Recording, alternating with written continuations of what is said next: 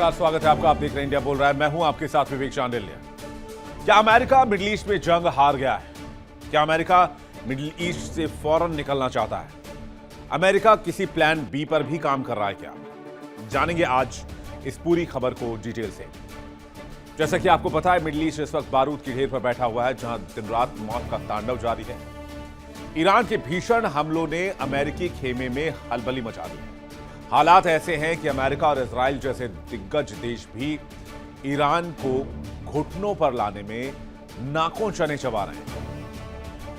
आसमान से बरसती ईरानी मिसाइलें और ड्रोन्स ने महाशक्तियों के पसीने छुड़ा दिए हैं। स्ट्रेट ऑफ होर्मुज पर ईरान की पकड़ ने अमेरिका के सुपर पावर होने के गुरूर को मिट्टी में मिला दिया है। जो कल तक अपनी ताकत की धौंस दिखाते थे, धमकियां देते थे, आज वही डोनाल्ड ट्रंप दुनिया के देशों से मदद मांगने के लिए भीख मांग रहे हैं। लेकिन खेल अभी बाकी है। जब अमेरिका घबराया हुआ है, तब पुतिन ने ईरान का हाथ थामकर आग में घी डालने का काम किया है। खबरों की माने तो पुतिन ने मुश्तबा खामनेई को सुरक्षा कवच देते हुए रूस बुला लिया है और अमेरिका की नींद उड़ा दी है। दो धड़ों में बटी दुनिया विनाश की कगार पर है। क्या ये तीसरे विश्व युद्ध से पहले की कोई बड़ी आहट है या किसी बड़े साम्राज्य के अंत की कहानी? वक्त बताएगा किसका पलड़ा भारी रहेगा और किसकी हस्ती मिट जाएगी। लेकिन आज की तारीख में ईरान ही विजेता नजर आ रहा है। आपको बताएंगे अमेरिका के सेटबैक की कहानी और यह भी बताएंगे क्या अमेरिका खाड़ी से निकलने के लिए प्लान बना चुका है। तमाम मुद्दों पर होगी चर्चा। एक इंटरनेशनल डिबेट करेंगे, दुनिया भर से मेहमान हमारे साथ जुड़ेंगे। मिडिल ईस्ट के जंग में सीजफायर का दूर दूर तक नामो निशान नहीं दिखता। शांति का सफेद झंडा कहीं खाक हो चुका है और चारों तरफ सिर्फ और सिर्फ बारूदी धुआं है। लोग कहते थे समंदर का राजा अमेरिका है, लेकिन आज उसी समंदर की लहरों ने अमेरिकी गुरूर को चकनाचूर कर दिया। ईरानी प्रहार ने वो कर दिखाया जिसकी कल्पना पेंटागन ने भी नहीं की थी, जिसकी कल्पना दुनिया ने भी नहीं की थी, जिसकी कल्पना किसी मुल्क ने नहीं की थी। और दो लाइनें हैं इसी पर कि आंधियां हसरत से अपना सर पटकती रह गई। आंधियां हसरत से अपना सर पटकती रह गई। बच गए वो पेड़ जिनमें झुकने का हुनर न था। इसलिए ईरान झुका नहीं और वो अंगारा बन चुका है जो अमेरिका के लिए काल साबित हो रहा है। मौत का आंकड़ा हर बीते सेकंड के साथ बढ़ रहा है। इजराइल और अमेरिका जो खुद को अपराजयी समझते थे, आज ईरान की मिसाइलों और ड्रोन्स की बारिश के बीच पनाह मांग रहे हैं। आज बात सिर्फ जंग नहीं, वजूद की है और अमेरिका के नाक और साख की है। अमेरिका चाहता है कि बस अब 15 दिन की लड़ाई हो गई, यहां से निकला जाए किसी भी कीमत पर। इसलिए आपने देखा होगा कि डोनाल्ड ट्रंप बार बार ये कह रहे हैं वो ये लड़ाई जीत चुके हैं और वो ईरानी नेवी, ईरानी एयरफोर्स और ईरानी आर्मी को खत्म कर चुके हैं। लेकिन क्या वाकई ऐसा हुआ है? अगर ऐसा है तो फिर होर्मुज स्ट्रेट बंद क्यों है? क्या इस बात का जवाब ट्रंप साहब दे पाएंगे? लेकिन समझने की बात है कि ईरान को क्यों नहीं हरा पा रहे हैं डोनाल्ड ट्रंप और अब मिडिल ईस्ट से खाड़ी से भागने के फिराक में अमेरिका। ईरान की रणनीति बहुत क्लियर है। युद्ध को लंबा खींचो और एक महंगा युद्ध बनाओ अमेरिका के लिए। मिडिल ईस्ट में ईरान के पास सबसे बड़ी सेना है, मिसाइल और ड्रोन की अचूक ताकत है। ईरान के आधुनिक एयर डिफेंस सिस्टम प्रतिबंधों से भी ईरान की नीति नहीं बदली है। कहते हैं लोहे को लोहा ही काटता है, लेकिन ईरान ने लोहे को पिघलाना शुरू कर दिया है। ईरान की फतेह 1 और खैबर मिसाइलों ने जब आसमान का सीना चीरा तो इजराइल का आयरन डोम भी बौना साबित हुआ। अमेरिकी सैनिकों के होश फाख्ता है। अमेरिकी जनरल्स और कमांडर्स एक दूसरे की शक्ल देख रहे हैं। जो सैनिक कल तक दूसरे देशों के लिए खौफ का दूसरा नाम हुआ करते थे, वो आज खुद बंकर्स में सांसें गिन रहे हैं। अब जरा एक तस्वीर आपको दिखाते हैं। ये देखिए, ईरान ने वेव 54 हमले की शुरुआत की है। ये वेव 54 ईरान की तरफ से छोड़ा गया है, जिसमें सिजिल मिसाइल का इस्तेमाल किया गया है। पहली बार सिजिल बैलिस्टिक मिसाइल का इस्तेमाल। सिजिल ईरान की सबसे उन्नत सॉलिड फ्यूल वाली एक मीडियम रेंज बैलिस्टिक मिसाइल है। इसकी मारक क्षमता 2000 किलोमीटर। जरा फुल स्क्रीन तस्वीर आप देखिए, जो ये 54th वेव डाली गई है ईरान की तरफ से।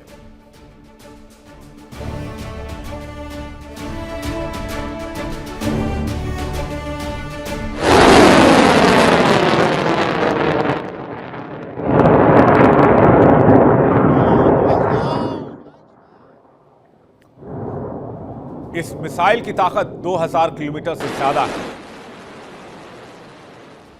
ईरान के प्रहरी हमलों से आज व्हाइट हाउस में बैठे ट्रंप के पसीने छूट रहे हैं। ईरान ने दिखा दिया कि जंग सिर्फ तकनीक से नहीं, रणनीति से लड़ी जाती है।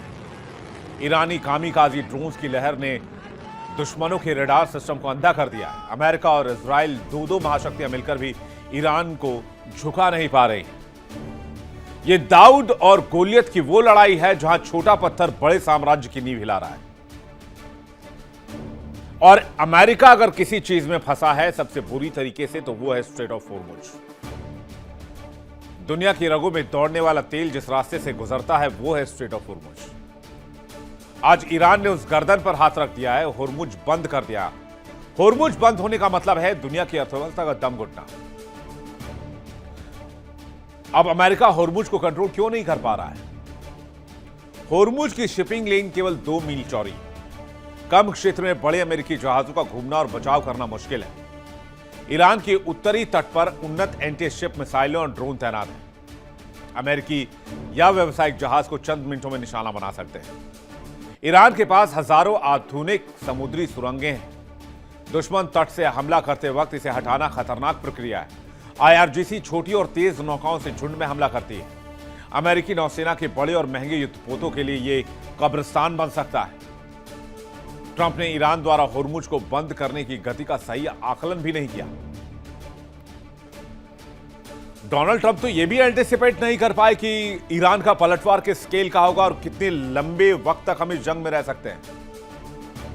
यानी उनका सुपर पावर वाला गुरूर, जो दशकों से 7 समंदर पार हुकूमत करता था, आज होर्मुज की लहरों में दफन कर दिया गया है। तेल की कीमतें आसमान छू रही हैं। वॉशिंगटन के गलियारों में सन्नाटा पसरा हुआ है। धमकियां काम नहीं आ रहे हैं। प्रतिबंधों के पुराने हथियार कूद पड़ रहे हैं। ईरान ने साफ कर दिया है हमले भी जारी रहेंगे और होर्मुज भी बंद रहेगा। होर्मुज से भारत सहित कुछ देशों को कि जहाजों को छोड़कर दुनिया का कोई भी जहाज यहां से नहीं गुजरेगा, खास करके वो जो अमेरिका और इजराइल के जहाज हैं या उनके सहयोगियों के जहाज हैं। होर्मुज बंद होने से और ईरान के धुआंधार प्रहार की वजह से ट्रंप घुटनों पर हैं और दुनिया से मदद मांग रहे हैं। आलम यह है कि होर्मुज पर अकेले डोनाल्ड ट्रंप पस्त पड़ गए हैं। डोनाल्ड ट्रंप ने 5 देशों से मदद मांगी है और कहा आप युद्धपोत भेजिए। किससे मांगी है? चीन से मांगी है, फ्रांस से मांगी है, जापान से मांगी है, दक्षिण कोरिया से मांगी है, यूके से मांगी है। लेकिन मैं डोनाल्ड ट्रंप से एक सवाल पूछना चाहता हूं कि भाई साहब, आपने ईरान पर हमला करने से पहले क्या इन देशों की परमिशन ली थी? आपको भी पूछना चाहिए। क्या उन्होंने हमले से पहले कहा था कि स्ट्रेट ऑफ होर्मुज को खोलने के लिए बाद में आपकी जरूरत पड़ेगी क्योंकि हम ईरान पर हमला करने जा रहे हैं? कह रहे ग्लोबल एनर्जी संकट है। दुनिया का लगभग 20% कच्चा तेल इसी रास्ते से गुजरता है। होर्मुज के बंद होने से वैश्विक तेल की कीमतों में भारी उछाल है। ब्रिटेन ने कहा है कि शिपिंग की सुरक्षा के लिए सहयोगियों के साथ विकल्पों पर चर्चा जारी है। चीन ने कहा है कि ट्रंप ने विशेष रूप से चीन से मदद मांगी है। चीन अपनी ऊर्जा जरूरतों के लिए इस मार्ग पर बहुत अधिक निर्भर करता है। लेकिन ईरान ने तो पूरी बाजी ही पलट दी। ईरान ने गेम चेंज कर दिया। ईरान ने कहा किसी के लिए होर्मुज बंद नहीं है, होर्मुज से सभी जा सकते हैं, सिर्फ अमेरिका इजराइल को छोड़कर। लेकिन अमेरिका के लिए पूरी फिल्म बदल गई। कल तक जो शख्स अमेरिका फर्स्ट के नारे बुलंद करता था, आज वही डोनाल्ड ट्रंप दुनिया के देशों के सामने भीख मांग रहे हैं। और ये भीख ही है और क्या है? 5 देशों से युद्धपोत भेज दो। 2 लाइनें याद आती है कि खुदी को कर बुलंद इतना कि हर तकदीर से पहले खुदा बंदे से खुद पूछे, बता तेरी रजा क्या है? और ईरान की रजा आज ऊपर वाला पूछ रहा है और अमेरिका बेबस नजर आ रहा है। अभी तक कितना नुकसान हुआ है इस जंग में? 2350 से ज्यादा मौत हो चुकी है। Lebanon 826, Iraq 27, Israel 15, Kuwait 6, Saudi Arab 2, UAE 6, Oman 3, Iran के 1444, अमेरिकी सैनिक 13, एक फ्रांसीसी सैनिक की जान चली गई। इतिहास इस बात को लेकर गवाह है कि जब भी पश्चिम ने किसी को दबाने की कोशिश की, क्रेमलिन की दीवारें ऊंची हुई हैं। व्लादिमीर पुतिन ने इस जंग में भी अपनी बिसात बिछा दी है। यानी अब इजराइल, ईरान, अमेरिका की जंग में पुतिन की एंट्री हो रही है। और ये डायरेक्ट एंट्री है, कोई अप्रत्यक्ष एंट्री नहीं है। ईरान के शीर्ष नेतृत्व को पुतिन ने कवच दिया है। खबरें आ रही कि मुश्तबा खामनेई को स्पेशल मिलिट्री ऑपरेशन चलाकर पुतिन ने तेहरान से रशिया पहुंचाया है, मॉस्को पहुंचाया है, और स्पेशल विमान का भी इस्तेमाल किया गया, आर्मी प्लेन का इस्तेमाल किया गया। दावा किया जा रहा है कि मुश्तबा को रूसी सैन्य विमान से तेहरान से मॉस्को भेजा गया है और बहुत सीक्रेट ऑपरेशन चलाया गया। पुतिन ने सुरक्षा कारणों से तेहरान के सुप्रीम लीडर को मॉस्को वो लेकर गए। पुतिन ने संकट के समय अटूट समर्थन देने का वादा किया। मुश्तबा का रूस जाना प्लान बी का हिस्सा भी हो सकता है। जनवरी 2026 की कुछ खुफिया रिपोर्ट्स के मुताबिक खामनेई परिवार के लिए रूस जाने का बैकअप प्लान पहले से ही तैयार था। कुछ रिपोर्ट्स तो यह भी बताते हैं कि सुप्रीम लीडर के मारे जाने की खबर भी ठीक या साफ नहीं है। सुप्रीम लीडर खामनेई या सीनियर खामनेई भी मॉस्को में ही हो सकते हैं, ऐसे दावे सोशल मीडिया पर हैं। खैर, इस ऑपरेशन के बाद रूस का मैसेज क्लियर है कि ईरान अकेला नहीं है। तेहरान पर आंच आई तो मॉस्को भी चुप नहीं बैठेगा। पुतिन के इस कदम ने अमेरिका को और हताश कर दिया है। जाहिर सी बात है, मिडल ईस्ट एक ऐसे चौराहे पर है जहां से वापसी का रास्ता नहीं है। ईरान के ड्रोन्स न सिर्फ इजराइल पर हमला कर रहे हैं बल्कि उस पश्चिमी वर्चस्व पर हमला कर रहे हैं जिसने दशकों तक दुनिया को अपनी उंगलियों पर नचाया। दर्जनों देशों में घुसपैठ की, सरकारें बदली, अपनी मर्जी से सरकारें चलाई, लेकिन अब अमेरिका अपनी साख नहीं बचा पाएगा, क्योंकि अब पुतिन, ईरान मिलकर नया वैश्विक ऑर्डर बनाएंगे। और सबसे बड़ी बात, क्या अमेरिका जंग हार चुका है? बातचीत करने के लिए मेहमानों का एक बड़ा पैनल हमारे साथ जुड़ रहा है। ग्रुप कैप्टन आशीष साह हमारे साथ जुड़ रहे हैं, रक्षा विशेषज्ञ विंग कमांडर आलोक साह हमारे साथ जुड़ रहे हैं, रक्षा विशेषज्ञ। हमारे साथ मेजर सरश त्रिपाठी जुड़ रहे हैं, रक्षा विशेषज्ञ। सैयद अली अदनान रिजवी जुड़ रहे हैं हमारे साथ, ईरान मामलों के जानकार। आप सभी मेहमानों का बहुत बहुत स्वागत है। आप लोगों से चर्चा शुरू करें, लेकिन उससे पहले एक ब्रेकिंग न्यूज जल्दी से दर्शकों को बता देते हैं। बेंजामिन नेतन्याहू का नया वीडियो सामने आया है। उन्होंने अपनी मौत को लेकर चल रही अटकलों को खारिज किया है। इजरायली पीएम नेतन्याहू ने एक्स पर वीडियो पोस्ट किया है। उन्होंने कहा है, मैं पूरी तरह सुरक्षित हूं। वीडियो में नेतन्याहू ने मजाकिया अंदाज में अपनी उंगलियां भी दिखाई हैं और कहा है, मेरी 5 उंगलियां हैं, मुझे कॉफी और अपने लोग बहुत पसंद है। नेतन्याहू ने कहा है कि बीबी अभी जिंदा है। आपको बता दें, नेतन्याहू की 6-7 उंगलियां दिखाई गई थी उनके वीडियो में, और इसको दुनिया भर में दावा किया जा रहा था कि ये एआई जनरेटेड वीडियो है जिसकी वजह से इसमें मिस्टेक हुई है। लेकिन अब बेंजामिन नेतन्याहू ने एक नया वीडियो पोस्ट कर दिया है, लेकिन नेतन्याहू अभी भी सामने नहीं आया। उनका ऑफिशियल हैंडल से आपको दिखाते हैं उनका पोस्ट किया गया वीडियो। ברשת שאתה בכלל מת? אני מת על קפה, אתה יודע מה? אני מת על העם שלי. איך הם מתנהגים, פנטסטי. אתה רוצה לספור את מספר אצבעות? אתה יכול להראות לנו? פה. פה. ראית? יפה מאוד. לחיים. אתה חושב של המסר לאנשים שיוצאים ומתאווררים? לצאת להתאוורר, אבל ליד מרחב מוגן. והעמידה שלכם היא מדהימה, נותנת כוח לי, לממשלה, לצה"ל, למוסד. אנחנו עושים דברים שאני לא יכול לשתף ברגע זה, אבל עושים דברים מכים באיראן חזק מאוד, גם ביום הזה, גם בלבנון, ממשיכים. אתם אומרים לי להמשיך?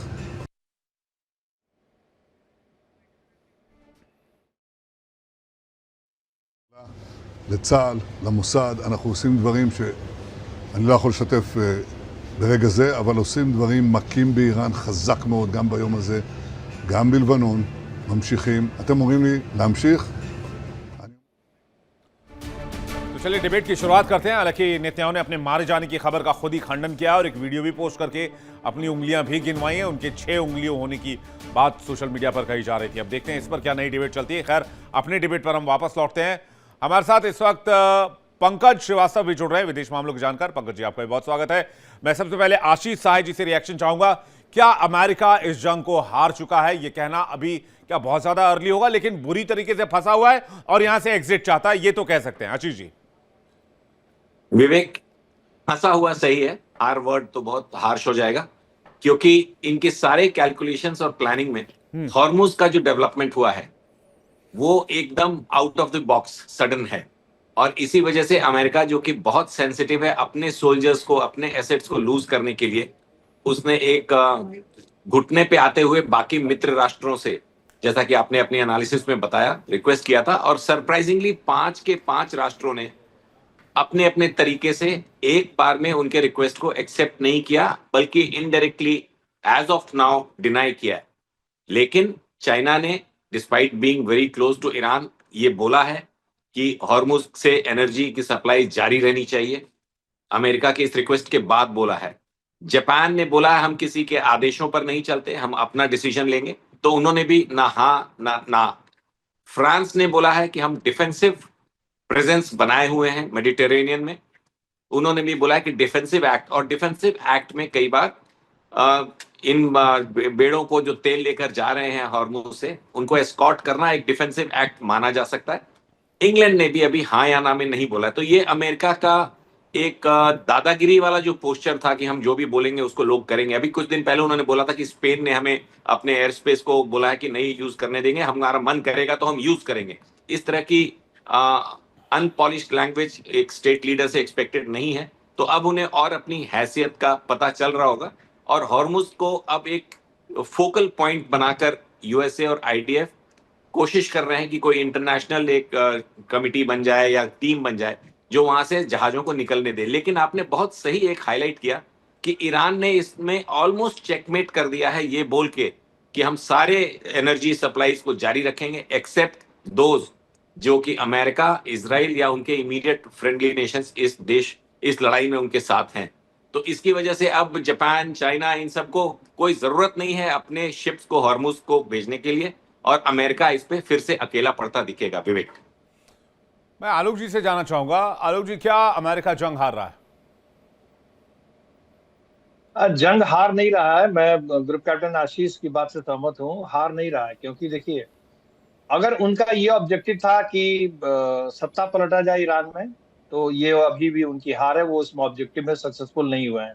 लेकिन मैं अभी भी ये मानता हूं कि अमेरिका इस जंग में कूदा है सिर्फ इजराइल के लिए। इजराइल के अस्तित्व को खतरा था, एटम बम बनाने के कगार पे था ईरान, जैसी कि खबरें उनको मिली थी। और जिस तरह के मिसाइल्स और जखीरे और ड्रोन्स जिस तरह से लाखों की संख्या में वहां अंडरग्राउंड सिटीज में जिस तरह से बन गए थे, आलोक सर, लेकिन ये वाली जो बात है कि भाई इसके वजूद पर खतरा था इजराइल के, फिर तो किम जोंग उन के पास जो एटम बम है तो अमेरिका के वजूद पर खतरा है। ये सब मुझे लगता है कि अब 15-16 दिन की लड़ाई के बाद कहने सुनाने की बात रह गई है कि ईरान जो है वो एटम बम तैयार करने वाला था या बना चुका था। मुझे लगता है ये सारी चीजें अमेरिका की नैरेटिव है, और वो नैरेटिव का पार्ट बनाकर वेनेजुएला में ड्रग लॉर्ड होने की बात कही गई थी, और जैसे ही वेनेजुएला में घुसे उन्होंने तेल को कब्जे में कर लिया। कितना ड्रग माफिया, कौन सा ड्रग माफिया वेनेजुएला का पकड़ा गया मुझे नहीं पता। मैं तो रोज न्यूज देखता हूं, मैंने नहीं सुना कोई बहुत बड़ा ड्रग लॉर्ड वेनेजुएला से उठा लिया गया। वहां पूरा कर लीजिए सर आप प्लीज। Thank you. हाँ, थोड़ा सा अंतर है दूसरे देशों में और यहाँ के में। यहाँ पर जिस तरह से खुले मंच से ये बोलना कि मेरे देश का ऑब्जेक्टिव है कि इजराइल को विश्व के नक्शे से खत्म करना, बार बार इस तरह का बयान देना और इस तरह का एग्रेसिव पोस्चर अख्तियार करना, अटैक जिस तरह से हुए हमास के द्वारा, जिस तरह से हिजबुल्लाह की ताकतें बढ़ी, तो इसमें कोई शक नहीं है कि इजराइल के अस्तित्व को खतरा लग रहा था, और ये अमेरिका भी महसूस कर रहा था। और नेतन्याहू ने वो खींच करके इनको लेके आया है इस युद्ध में, क्योंकि वहां के चीफ ऑफ स्टाफ ने भी काफी इनको समझाया था कि ये युद्ध जो है ये कम दिनों में खत्म नहीं होगा और हम लंबा उलझ सकते हैं इसमें, और इसके दूरगामी परिणाम होंगे। इसके बावजूद ट्रंप जो है वो नेतन्याहू के कहने में इस युद्ध में आए हैं। तो ऑब्जेक्टिव जो अभी जो ऑब्जेक्टिव पूरा हो रहा है वो सिर्फ इजराइल का पूरा हो रहा है। वो इसलिए कि इजराइल का ऑब्जेक्टिव क्या है कि ईरान की ऐसी कमर टूटे कि फिर वो उसके अस्तित्व के लिए खतरा न बने। देखिए इंडिया डेली 24/7 अब आपके स्मार्ट टीवी पर। इंडिया डेली मौजूद है सभी डिजिटल प्लेटफॉर्म पर लाइव और लगातार। इंडिया डेली 24/7 हर दिन राष्ट्र को समर्पित।